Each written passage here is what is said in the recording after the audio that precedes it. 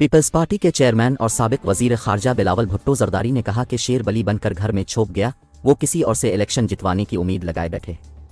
Peoples party के chairman और साबिक वजीर खारजा बिलावल भुट्टो जरदारी ने शहदादपुर और बदीन में इंतखाबी जलसों से खिताब करते हुए कहा कि इलेक्शन 8 फरवरी को है, लेकिन सांगड़ ने फैसला आज ही सुना दिया है। शेर और तीर के दरमियान इलेक्शन हो रहा है। चेयरमैन पीपी ने कहा कि चौथी बार वजीर आजम बनने की कोशिश करने वाले के पास मंशूर तक नहीं, मैं दाएं बाएं नहीं देखता, आवाम पर भरोसा करता हूं। इस बार मुझे पिछले इलेक्शन से भी ज्यादा नशिस्तें दिलाएं।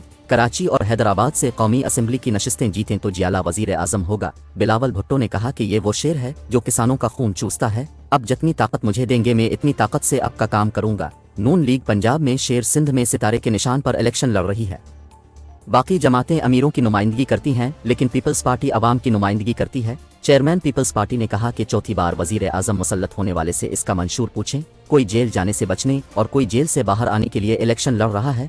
बिलावल भुट्टो ने कहा कि हमें जितवाएंगे तो सिंध का चेहरा तब्दील कर देंगे। पहला वदा है कि आवाम की आमदन दुगनी करेंगे। वदा है 300 यूनिट तक सोलर के जरिए मुफ्त बिजली दिलाऊंगा। किसानों को फसलों की इंश्योरेंस दिलवाएंगे। 17 वजारतें बंद करके सालाना 300 अरब बचाकर आवाम पर लगाएंगे। चेयरमैन पीपी ने मजीद कहा कि अशराफिया के लिए हमेशा पैसे होते हैं, लेकिन आवाम के लिए कुछ भी नहीं होता। अशराफिया को सब्सिडी देने के लिए सालाना 1500 अरब खर्च होता है। अशराफिया को सब्सिडी देने के लिए 1500 अरब बजट में रखे जाते हैं। नून लीग और GD 18वीं तरमीम पर डाका मारना चाहती है। बिलावल भुट्टो ने मजीद कहा कि आवाम का हक इस्लामाबाद से छीन कर दूंगा। इस्लामाबाद में 18 महीने गुजारे, जानता हूं पैसा है आवाम पर खर्च नहीं करते। बदीन में जलसे से खिताब में चेयरमैन पीपल्स पार्टी बिलावल भुट्टो जरदारी का कहना था कि एक शख्स जिसके पास ना नजरिया है और ना मंशूर, वो चौथी बार वजीर आजम बनना चाहता है। जब भी इसे वजीर आजम बनाया गया मुल्क का नुकसान हुआ।